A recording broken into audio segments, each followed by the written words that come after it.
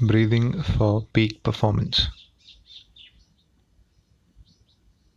Condense diaphragm, rib cage, lungs, muscles of breathing.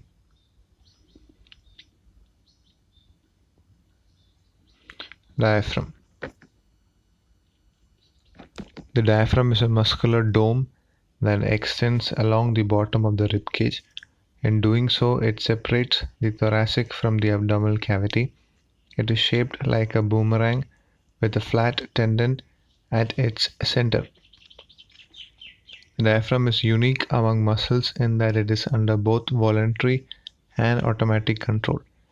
You do not have to consciously initiate each breath. This task would be laborious and even dangerous since you could forget to do it. The only other muscles that function similarly are the scalenes, which keep the first two ribs from dropping downward during inhalation. Anteriorly, the muscle fibers of the diaphragm insert into the bottom of the sternum at a point called the xiphoid process. Laterally, the diaphragm inserts into the inner margins of the lowest 6 ribs. Posteriorly, the diaphragm connects to the bodies of L1 and L2 lumbar vertebrae. This connection is provided by vertically lying muscles called the right and left crura, pleurer, or crus, which is Latin for shin or leg, named for their leg-like shape. When diaphragm is at rest, the top of its central tendon lies in front of vertebra T8 or T9. In deep inhalation, it can move as far as T11.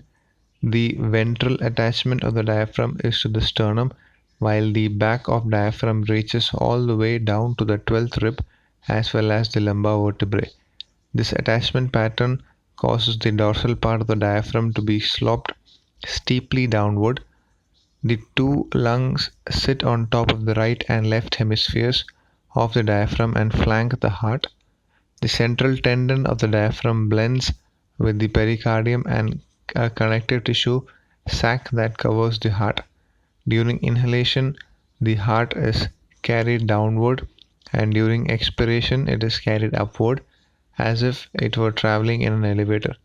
This constant change in position moves and stretches the heart and contributes to good circulation. The dome of the diaphragm is higher on the right than the left. On the right side, the liver, which is large and dense, displaces the diaphragm upward. On the left, the stomach, which is smaller and hollow, is located below the diaphragm. At the back, tucked under the ribs and contacting the diaphragm, is the spleen. Both kidneys are located just below the diaphragm. Like the heart, they are carried downward and upward by the diaphragm's movement. In total, the kidneys move about 500 yards a day, compelled by the diaphragm. Figure 1.2 shows the relationship between the diaphragm and surrounding organs. The organs located below the diaphragm do not move much when you breathe lightly.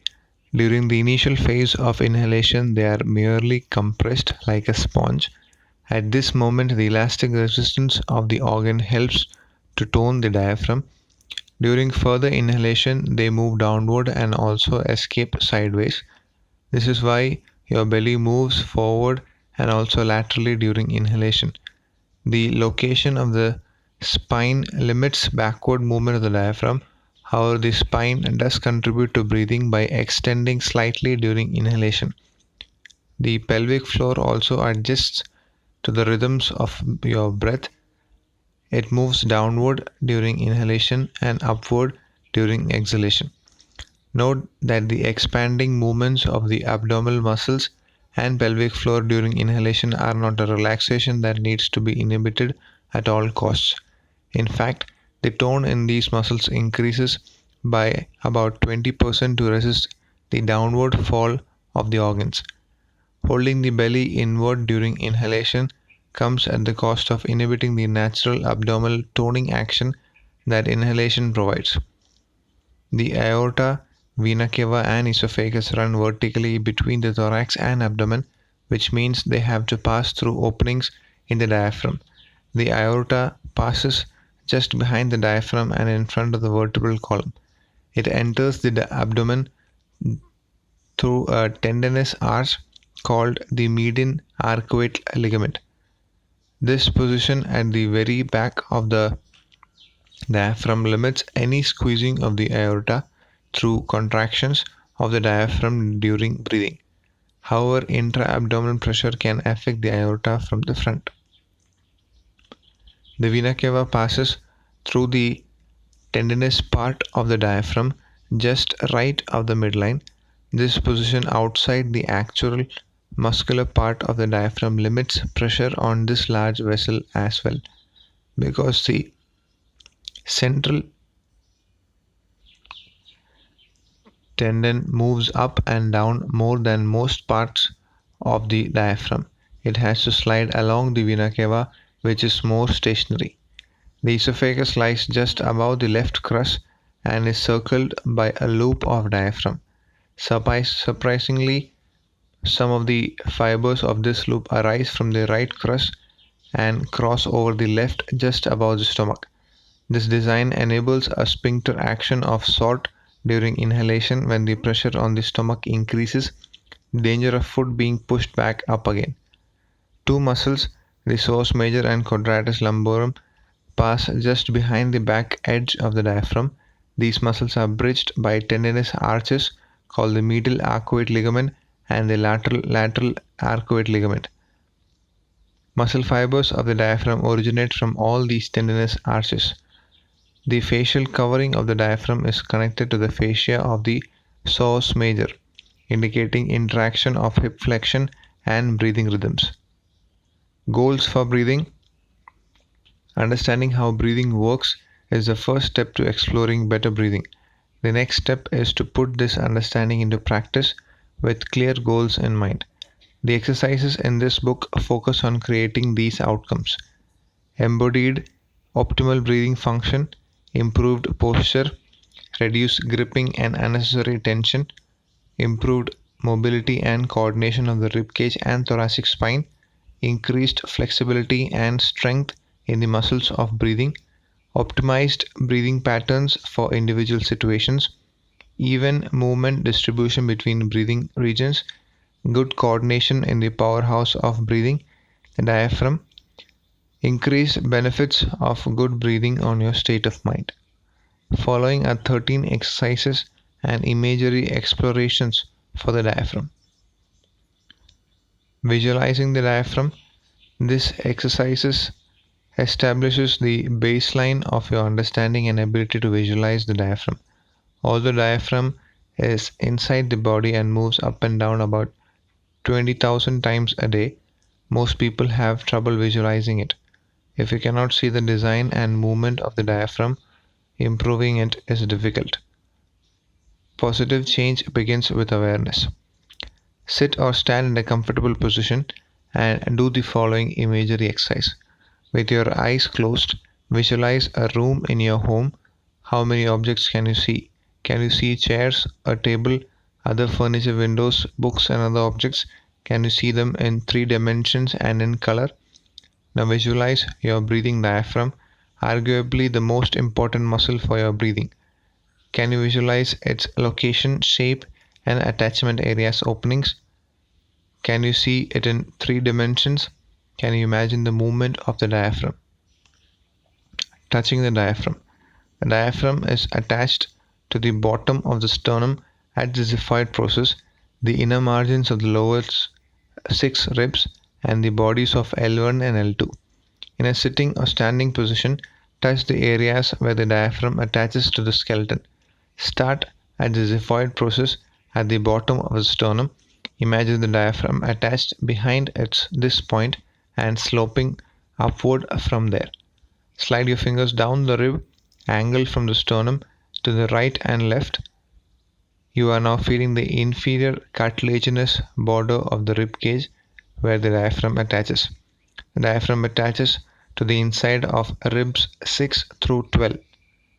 Place your fingers between the iliac crest at the top and side of the pelvis and the lowest rib. See if you can feel a rib just above the crest. Since it's a floating rib and not attached to the sternum, it is more challenging to discover. For a moment, imagine the large expanse of the diaphragm all the way from sternum to the 12th rib. Finally, touch the general area of the first and second lumbar vertebrae. Run your fingers up a few inches from the back of the pelvis to provide yourself with a general sense of the location of these vertebrae. Finish by placing your fingers just below the sternum again. Cough or laugh to feel the strong contractions of the diaphragm and the abdominal wall.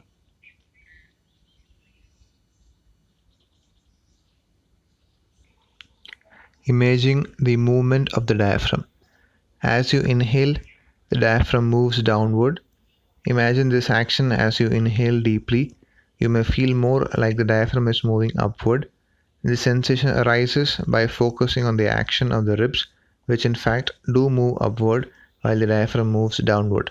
To get started with your embodiment of breathing, it is advisable to first focus on one area at a time, then later start combining the different actions into a holistic ensemble. Stand or sit comfortably. Recreate the dome of the diaphragm with your hands and place them horizontally in front of the diaphragm directly above the zoophite process. Face your palms down and cup your hands into a dome shape to the mirror design of diaphragm. To mirror the movement of the diaphragm during inhalation, move your hands downward as you inhale. To mirror the movement of the diaphragm during exhalation, move your hands upward as you exhale. To be more precise in your imagery, you may decrease the doming of your hands as they move downward and increase it as they move upward. Breathe for 5 to 10 full breath cycles while visualizing this action and mirroring it with your hands. Once you are done, you may notice that you feel calmer and your breathing has slowed down. Movement of diaphragm, starting position, movement of diaphragm, inhaling. Feeling the movement of the abdominal wall. Allowing your abdominal muscles to move forward and sideways is not a letting go or relaxing of these muscles.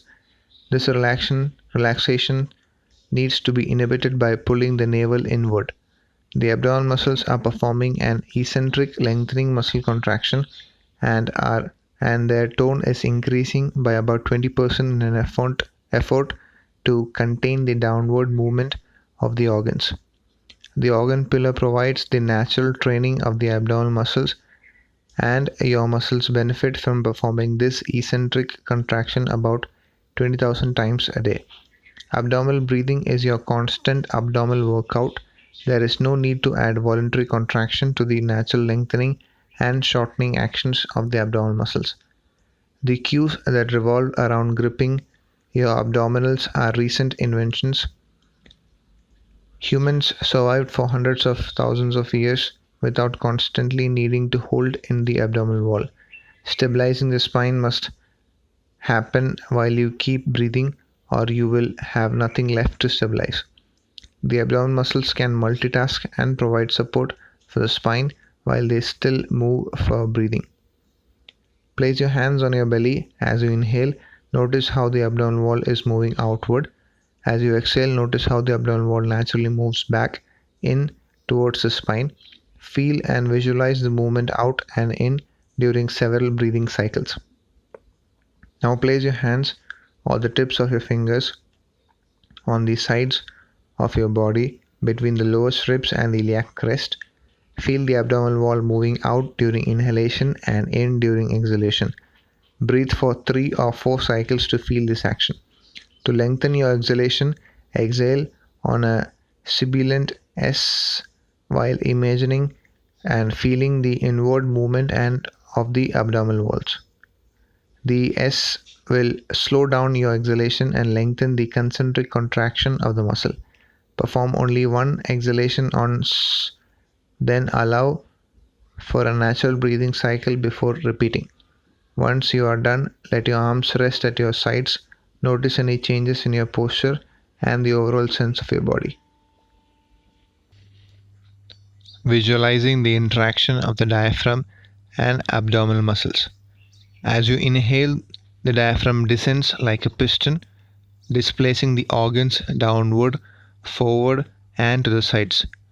You will use your hands to visualize the interaction between the movement of the diaphragm and the abdominal wall. You can do this exercise standing, sitting, or supine. Model the dome of the diaphragm with your right or left hand and place the hand horizontally in front of the diaphragm just above the xiphoid process. Place your other hand in a vertical position in front of your belly. This hand will mirror the movement of the abdominal wall. Visualizing the interaction of the diaphragm and abdominal muscles. Continued. The abdominal wall moves outward during inhalation and inward during exhalation. Alternatively, you can also hold a prop such as a piece of felt to help you visualize the movements. As you inhale, a diaphragm hand moves downward and your abdominal hand moves forward. As you exhale, your diaphragm hand moves upward and your abdominal hand moves inward. Repeat this action 3 or 4 times. Now move your abdominal wall hand to the side of the body between your iliac crest and the lowest ribs. Your abdominal hand will now mirror the movement of the lateral body wall. As you inhale, the diaphragm hand moves downward and the abdominal hand moves laterally. As you exhale, the diaphragm hand moves upward and the abdominal hand moves inward. Repeat this action 3 or 4 times. Switch hands and perform the same modeling of the abdominal wall and diaphragm on the other side of the body wall. Rest for a moment and notice any changes in your posture and overall sense of your body. Your abdominal muscles may actually feel more alive and toned. Breathing is a 24-hour workout for the abdominal wall. When you allow the movement to occur in a functional way, you actually increase the abdominal tone by emphasizing the full movement of the abdominal muscles. Visualizing the movement of the pelvic floor. The pelvic floor moves downwards on inhalation and upwards on exhalation. This movement reflects the downward and upward movement of the organ column. Once again, the downward movement of the pelvic floor is not a letting go. The muscle tone of the pelvic floor increases by 20% during its descent. The muscles of the pelvic floor are contracting eccentrically, which is strengthening and should not be inhibited by constantly holding the pelvic floor up.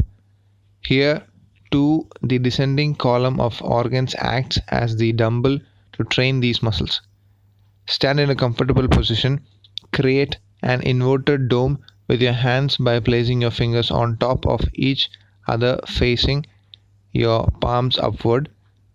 Place your hands in front of the pelvis, just below the level of the pubic symphysis. Move your hands an inch or 2 downward during inhalation to reflect the movement of the pelvic floor during inhalation. Move your hands an inch or 2 upward to reflect the movement of the pelvic floor during exhalation. Repeat this action 5 or 6 times. Rest your arms at your sides and notice any changes in your posture and the tone of your pelvic floor. Visualizing the interaction of the pelvic floor and the diaphragm. In this exercise, you visualize the movement of the pelvic floor and diaphragm concurrently. Although both of these muscular domes move in the same direction during breathing, downward on inhalation and upward on exhalation, they perform the opposite actions during the movement.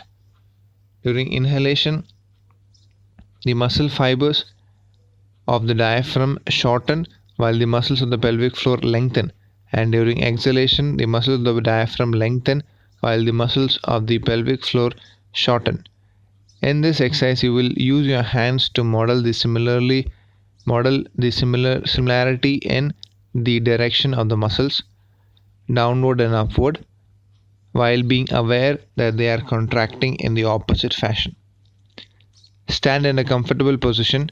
With one hand, model the diaphragm by cupping your hand and placing it in front of the lower sternum, palm facing downward.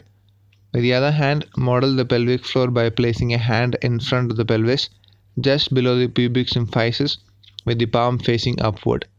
Both hands are in the transverse plane, with the upper palm down and the lower palm up. As you inhale, both hands move downward to mirror the movement of the diaphragm and pelvic floor. As you exhale, both hands move upward to the mirror movement of the pelvic floor and diaphragm. Breathe for 5 or 6 full cycles while modeling the movement with your hands. Then rest your arms at your sides. Notice any changes in posture and your breathing patterns. Shaking the diaphragm to increase circulation and proprioception.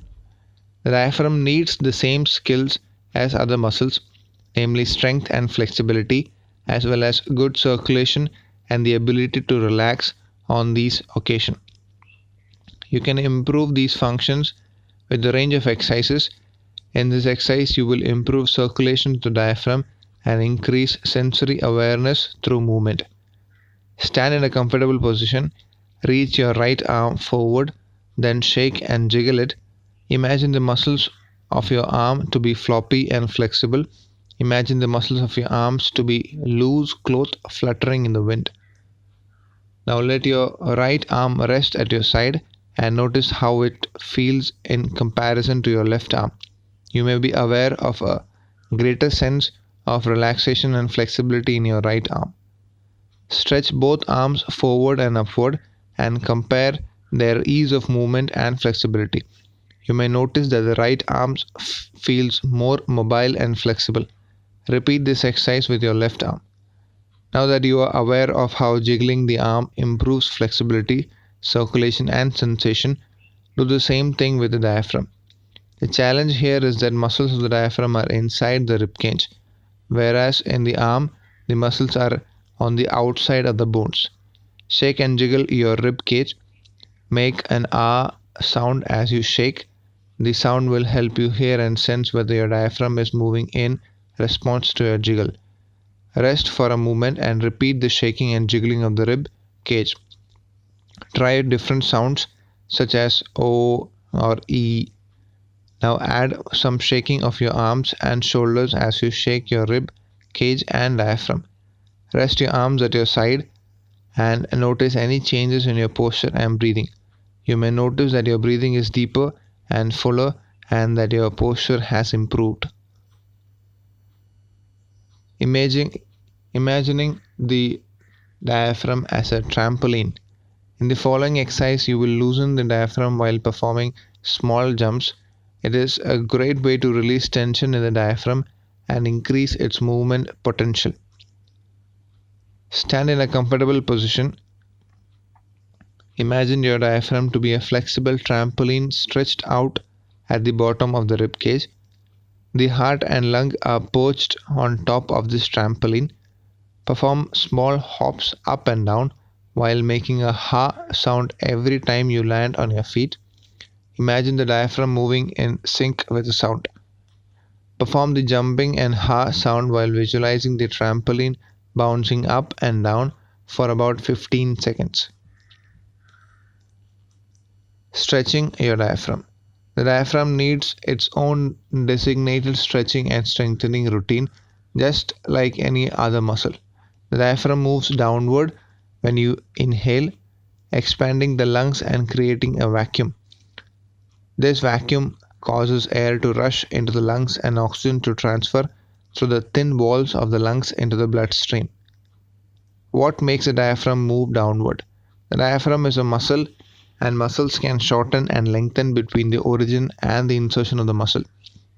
The origin is considered the fixed point, while the insertion is the part that is moved by the muscle.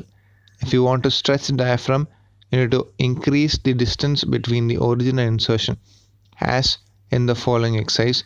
This exercise stretches other muscles such as the intercostals between the ribs and the oblique abdominals, which in turn increase the benefit for the diaphragm. Stand in a comfortable position. You will begin by stretching the left side of the diaphragm. These fibers are mostly located between the 12th rib and the central tendon along the side of the rib cage, which is called zone of opposition. Lift your left arm over your head and place your right hand on your lower ribs on the left side. As you exhale, laterally flex your spine to the right. Two factors are causing the diaphragm to lengthen as you perform this movement: the fact that you are exhaling and the increase in distance between the 12th rib and the top of the diaphragm. Stretching your diaphragm continued. Inhale as you return to the upright position. Repeat the movement for 5 breath cycles. Exhale as you move to the right. Inhale as you return to the upright position. Imagine the muscles fibers of the diaphragm lengthening underneath your ribs. To increase the stretch, gently push down on the left lower ribs 7 to 12 with your right hand. Return your left arm to the side of the body and rest for a moment. Notice any differences between the two sides of the body. The entire right side of your body may feel more relaxed. Imagine breathing into your right lung than your left lung. Does it feel as if your right lung takes in much more air than the left? That is because the right hemisphere got stretched and is more flexible, allowing for more movement of the diaphragm and ribs. Perform the same exercise on the other side. Lift your right arm up above your head. Place your left hand on the right side of the rib cage and flex your spine to the left while exhaling. Repeat the movement for 5 cycles of breath. As you move to the left, exhale. As you return to the upright position, inhale. To finish the exercise, reach up with both arms and clasp your hands. Laterally flex your spine to the right and left. During lateral flexion, exhale. When you return to center, inhale. Move to the right and left 4 times. Drop your arms down to your sides and rest in the standing position for a moment. You may notice that your posture has improved. Your lungs feel as though they are lifting you upward like balloons, and your sternum is higher. Working with your breath is good for your posture and general sense of well-being. Be aware of the stretch of the diaphragm when you exercise. Notice how movement of the thorax and spine affect the length of the fibers of the diaphragm. Use this awareness to increase the stretching of your diaphragm even when you are focusing also on other aspects of the exercise. Exhaling on S or through a straw to lengthen the exhalation. When you focus on lengthening your exhalation, you can simultaneously increase your capacity for inhalation and calm down.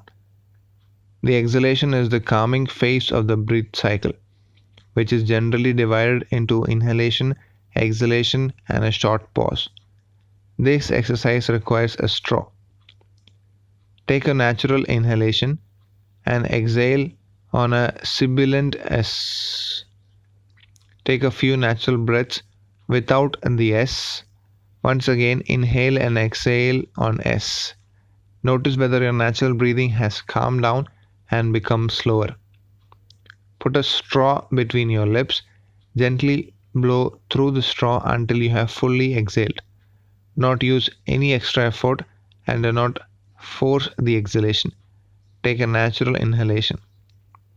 Repeat the exhalation through the straw and inhalation without the straw for a few more cycles of breath. Pause, remove the straw, and notice changes in your state of mind. You may now feel calmer and more relaxed. Strengthening your diaphragm. In this exercise, you will challenge the diaphragm by adding some abdominal movement. You should perform this exercise after you are proficient at the previous version. Lift your right arm over your head and place your left hand on your lower ribs on the right side. Laterally flex your spine to the left as you exhale. Remaining in this laterally flexed position, consciously breathe in and out 3 times. Focus on the movement of the diaphragm and abdominal wall. Every time you exhale, allow the lateral flexion to slightly increase. It should happen naturally just by feeling the weight of your body. Once you have done 3 cycles of breath, use the next inhalation to initiate your movement back to the upright position.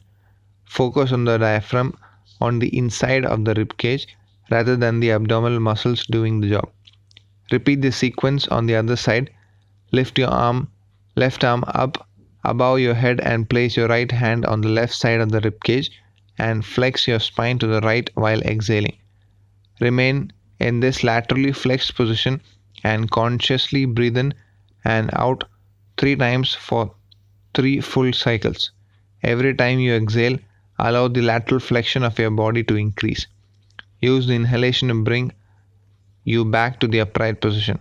Focus on the diaphragm on the inside of the rib cage. Once you are done, rest in the standing position for a moment. You may notice that your posture has improved and your spine has lengthened naturally. Most likely your breathing is deeper and your shoulders are relaxed. To increase this challenging for your diaphragm, you can also perform this exercise with a book in your hand or 1-pound dumbbell. Lengthening your diaphragm. In this exercise, you will use a metaphor to improve the length and strength of your diaphragm. Imagery in form of metaphors has a training effect that is not unlike performing a physical exercise. Stand in a comfortable position and follow your inhalations and exhalations for 3 cycles. As you exhale, imagine a floating balloon beneath your diaphragm. Imagine this balloon assisting the upward movement of the diaphragm, allowing the muscles fiber to stretch more fully. As you inhale, imagine a soft pillow resting on the top of diaphragm, allowing it to move downward. Inhale and exhale 5 times with the balloon and pillow image. Rest your mind, breathe naturally, and notice any changes in your breathing.